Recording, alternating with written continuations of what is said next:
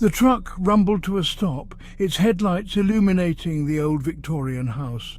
It stood on a hill, shrouded by ancient oaks, their branches swaying in the wind like skeletal arms. The Carter family, John, Mary, and their young son Billy, stepped out, their breath misting in the crisp autumn air. Excitement mixed with apprehension as they unloaded boxes, the house looming large and silent. That night, as Mary unpacked dishes, a cold draft swept through the kitchen. The hairs on her neck prickled. The windows were shut tight. She turned, a shiver running down her spine, and saw a porcelain doll on the floor. It hadn't been there a moment ago. Mommy, where did that come from? Sleep came hesitantly that night.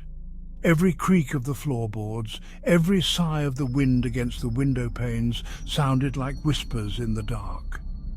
John dismissed it as the house settling, but Mary couldn't shake the feeling of unseen eyes watching their every move. Something wasn't right. Days turned into weeks, and the unsettling events continued. Footsteps echoed in the hallway long after everyone was asleep. Doors creaked open and slammed shut seemingly on their own. One evening, John swore he saw a fleeting shadow dart across the living room wall, vanishing as quickly as it had appeared.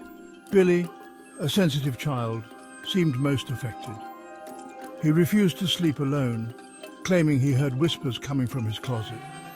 His toys would move mysteriously around his room while he was playing, sending chills down Mary's spine. She tried to rationalize it, but the incidents were becoming increasingly difficult to ignore. The tension in the house was palpable, a heavy weight pressing down on them. John, trying to remain calm, started researching the history of the house, hoping for a logical explanation. Mary, however, felt a growing sense of dread. She knew deep down that something sinister lurked within the very walls of their home. One night Mary woke to Billy's terrified screams. Her heart pounding in her chest, she rushed into his room, flicking on the light. Billy sat huddled beneath his blankets, his small body trembling, his eyes wide with terror. Mommy, he's standing there, the man with the sad eyes. Mary's blood ran cold. She strained to see through the darkness, but there was nothing there. She tried to soothe Billy, telling him it was just a bad dream. But as she tucked him back into bed, she couldn't shake the feeling of an icy presence in the room, watching them from the shadows. Sleep was impossible after that. John, his face etched with worry, held Mary close, trying to comfort her. They were both too afraid to admit what they were thinking. They were not alone in the house.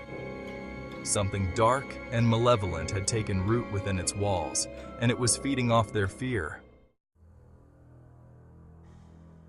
John's research yielded unsettling results. He discovered a hidden crawl space in the attic, accessible only through a loose floorboard.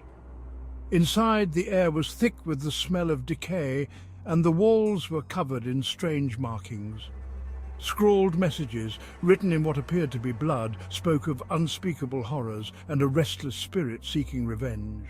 The messages mentioned a family that had lived in the house decades earlier, a family that had met a gruesome end within its walls. The writing spoke of a father driven to madness, who had murdered his wife and children before taking his own life. The chilling realization hit John like a ton of bricks. They were living in the aftermath of a tragedy, haunted by the victims and the perpetrator alike. He shared his findings with Mary, his voice trembling. She listened, her face pale, her heart sinking. The strange occurrences, the chilling presence, the whispers, the shadow, Billy's visions. It all made sense now. The house was a vessel, filled to the brim with the pain and suffering of its past, and they were trapped inside.